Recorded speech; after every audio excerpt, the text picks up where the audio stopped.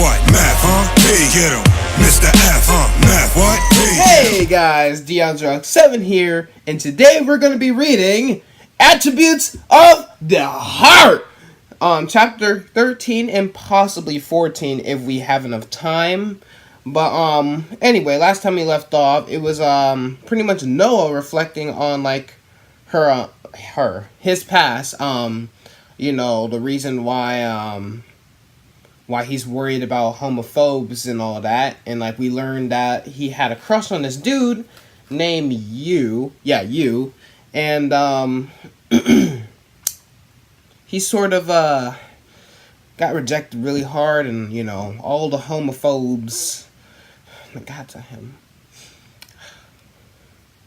If any of y'all homophobe, I mean, if any of y'all, you know, into like the same sex, that's okay in my book. Here at Deondre 7, you get to live like me, okay? You don't care what anyone says, all right? People say I'm crazy. People say I'm fat. Yes, I have gained a lot of pounds. I'm patting my stomach, by the way. I have gained a lot of pounds, and you can see it in my freaking face and everything. But you know, I am starting a diet. All right, so I'm gonna lay off the midnight snacks. But anyway, I don't know what that was. I'm not sure if I'm gonna read chapter 14. Depends on how long chapter 13 is. Holy crap! This is kind of a long chapter, and depending on how long I talk for, hopefully, oh, this is Deondre chapter. All right, chapter 13. This should be good. But anyway, I'm kind of stalling right now. I don't know why. The reason I might possibly do 14 is because I might do it next week, because I don't know, because, you know, now that I have this new iPad, I can, and I have, more gigabytes on it, I can actually, film a lot of Too Cool for School. I can film a lot of, Too Cool for School episodes, and I can actually start working on the movie now, but I still need to get to that. What the heck is going on here? Alright. Whatever. Yeah, that's pretty much the whole thing. So I did leave a poll in my last video. I'm not sure if it actually happened or not, but the poll was: do you guys want to see an episode of Too Cool for School next Saturday, or another Deondre Reads Attributes of the Hearts chapter? But I don't know. I might just do chapter 13 and 14 in this video, depending on how long it is, because I don't want it to be extremely long. That's the thing. But depending on how long I'm talking right now, I should probably get to the chapter so it won't be 20 minutes long. It's probably still gonna end up 13 minutes long, because I can't take myself seriously when I read it in front of the camera. But anyway, let's just read. This story is by my friend Orange. Leave a link to his little book down below. Yeah, let's do this. So, we are now reading chapter 13 of Attributes of the Heart. Deondre readjusted Willie's cap on his head and started shivering from the cold night air as he walked back to Mabel's house. I probably should have brought a jacket, Deondre thought bitterly. The worst part was that Deondre's new home was by far the farthest away from Charrington Cave than the other children's. Why is Grandma's house so far away from the other houses? Deondre thought to himself. After the wind had just died down, it started picking back up again. Deondre stopped walking. He had some sort of feeling. He had a chill down his spine. He felt like something, or someone, was watching him. Deondre started walking more quickly to his grandma's house. Deondre slowly closed the door to Mabel's house, trying not to make a sound. It was pitch black in the house, so he assumed she was asleep. He snuck into the living room, and suddenly the lights flashed on. "Now where have you been? It's only your second day here and you're already sneaking off into the night. There's no way you found yourself a girlfriend already. I wish. Okay, okay, I need to take this seriously. Okay, although I wouldn't doubt it. You're a handsome young man, but spill it. I mean, thank you, Mabel, but we all know that's not the truth. You're just saying that because you're like grandma. Why always gotta add these in, man? He knows I'm gonna make a joke out of this. He knows I'm gonna make a joke out of this. Mabel exclaimed crankly.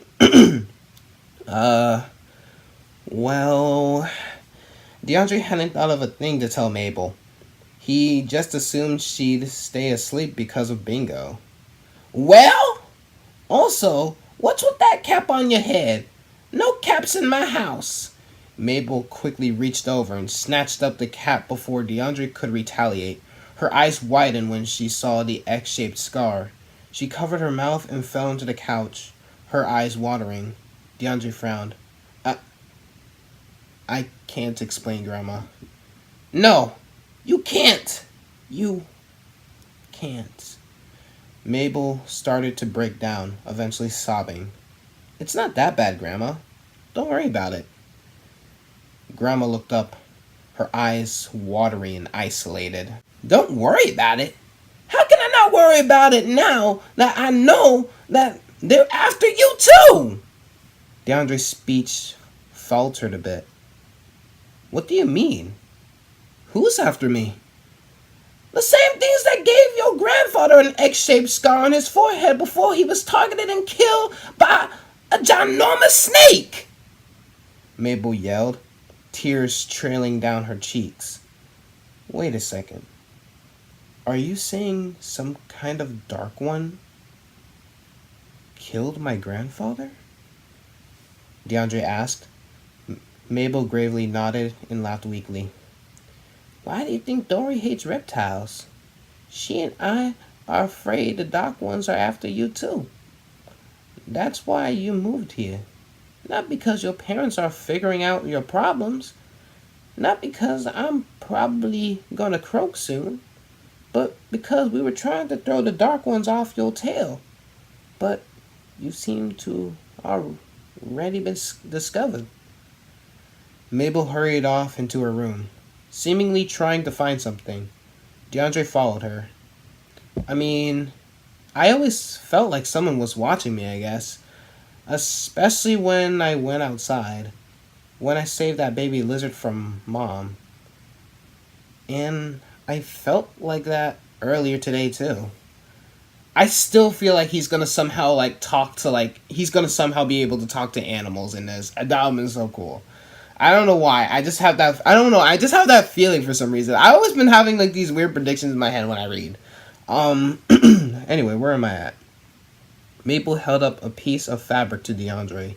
It was a blazing red bandana with a large yellow circle in the middle of it. It was your grandfather's. It provided at least some sort of protection from the dark ones. Deondre took it and wrapped it around his head. It looked nice. Mabel held Deondre's hand and guided him to the couch, sitting down on it. Your grandfather thought the dark ones with... Wait. Your grandma... Gosh, I can't read today. Your grandfather fought the dark ones with a special weapon that acted as both a way to exterminate dark ones and a way to hide it in plain sight. It became a highlighter. Deondre's eyes widened and he quickly fished the highlighter Mabel gave him earlier out of his pocket. Mabel nodded. She took it out of Deondre's hand and took off the cap. It extended into a large wooden staff. A bow staff. Deondre's eyes sparkled. That's so cool! Why did you tell me you could do that? Tears stained Mabel's face. Because I didn't want you to have the need of using it. But now you seem to need it. If you didn't use it, then who helped you with that dark one? Deondre smiled. A girl named Kai and her friend Alex. The dark one was possessing some blonde kid named Noah. Kai found some sort of sword in the place I was and destroyed the Dark Ones with it. Wait, destroyed the Dark One with it. Okay. Mabel nodded. That story has a lot of things I should probably know about, but I'll leave it be for now. Mabel touched the cap of the highlighter to an end of the staff and it slowly shrunk back into a highlighter. Oh, so when it like shrinks down, it's like a slow process, I guess. I don't know. Hold on. I'm trying to like get like the whole like not anatomy. That's not the word. Like the whole like the physics of the sword. You know what I mean? Promise me, sugar baby, that you'll be careful and you won't leave me alone. I promise. Deondre bit his lip as he saw Anna walking down the hallway towards his direction. Alright, it's a time skip towards school. He was regretting deciding to tell Anna about Willie, but he needed to tell her. Anna smiled as he walked up. Hey, Deondre! How was class? She frowned when Deondre didn't respond fast enough. What's wrong? She asked. Deondre slowly put Willie's hat out of his bag and showed it to Anna. Anna covered her mouth and gave a muffled cry. She must have known that Willie was dead. I really feel bad about this.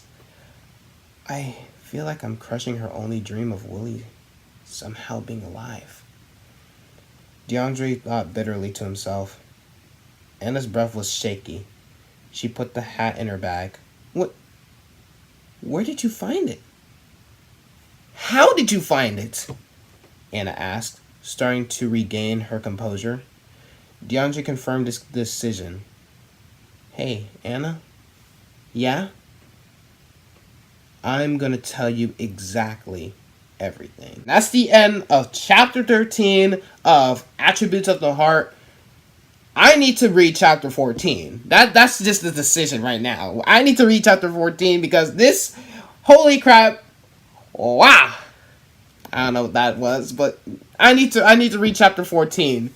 All right, so let's do this. So we are now reading chapter 14 of Attributes of the Heart. Why do I always do that on the second chapter I read? Like, I always tore my head like that and then read it. But, like, in the first one, I just, like, put my head... I never understood why I did that. Anna greeted her father as she walked into her home, barely even giving him a chance to say hi back before shutting herself into her room. She fished Willie's cap out of her backpack and laid it on her bed. Her eyes watered just by looking at a belonging of his. Willie is dead. Of course I already knew that.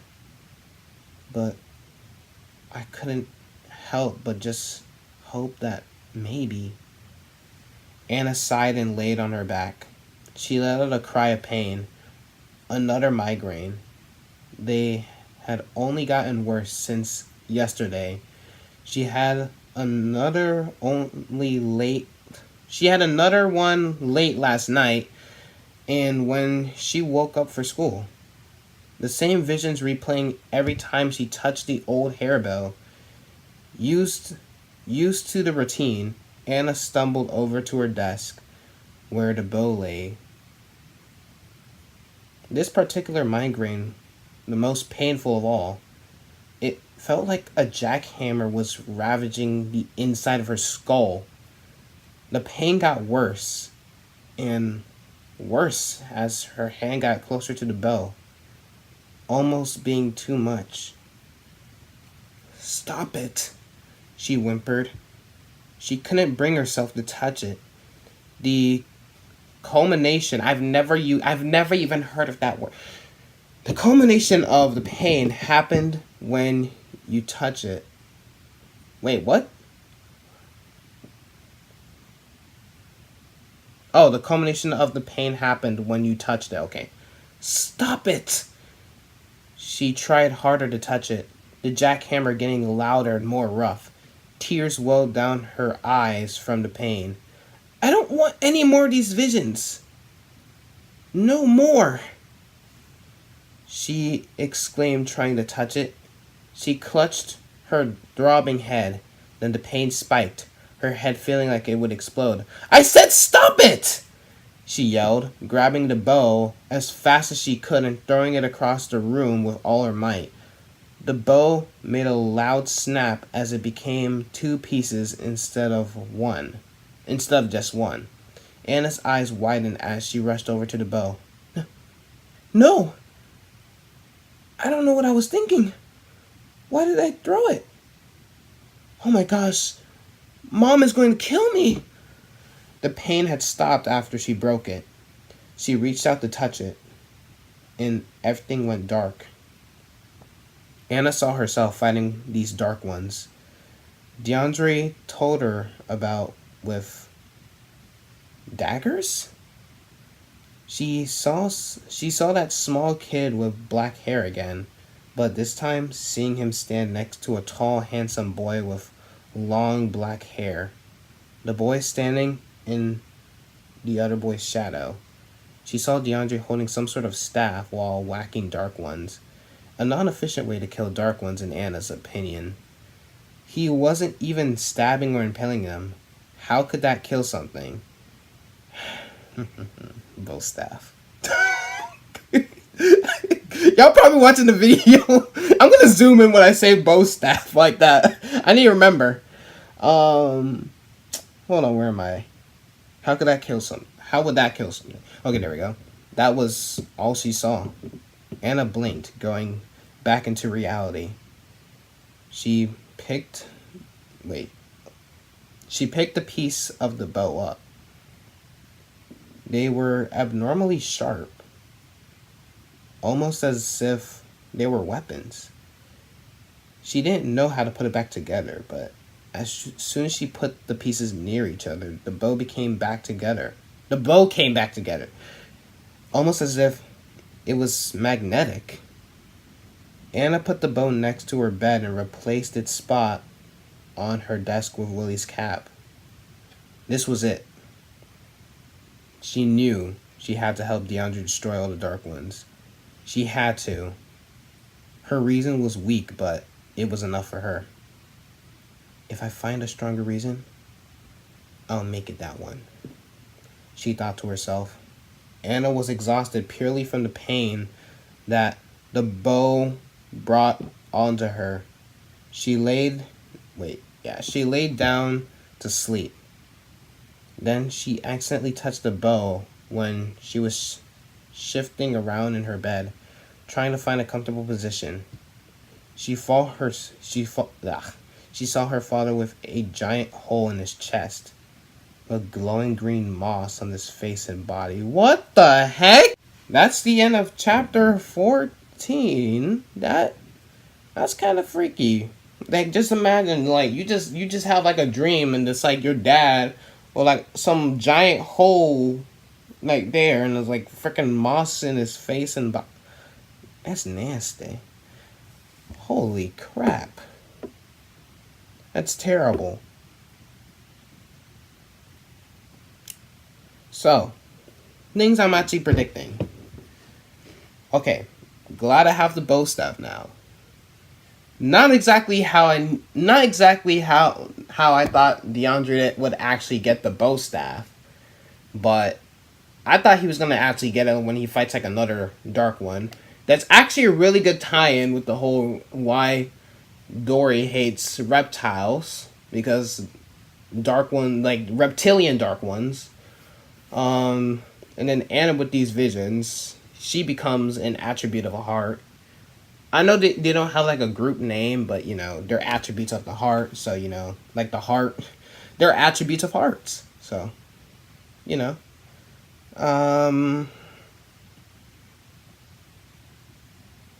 Yeah. That's pretty much what I have to say. And like, she has daggers, which I always knew the bow was gonna tie into the daggers. Like, I don't know. I just had like, I've been just having like these weird like imaginations of it, I guess.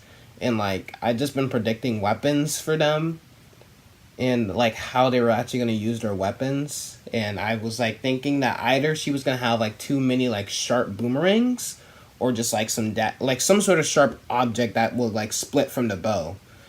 So I guess I was right about this whole daggers, I guess. That's pretty much what I have to say. I still ship Anna and Deondre. I don't care what anyone says. I normally don't ship. I ship Deondre needs love. All right, ladies. All you single ladies, who are at least around my age, teenage age, hit me up on Facebook or Twitter, or Snapchat, or the Insta chats, Instagram. Anyway, hope you guys enjoyed. Make sure you leave a like if you want more Deondre reads. Make sure you comment down below if you want more Deondre reads.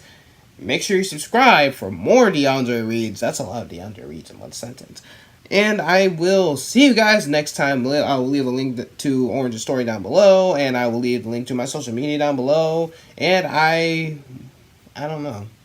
Make sure you guys go check out my gaming channel as well, because I will be leaving that down below. And I will see you guys next time. Deondre 7 out.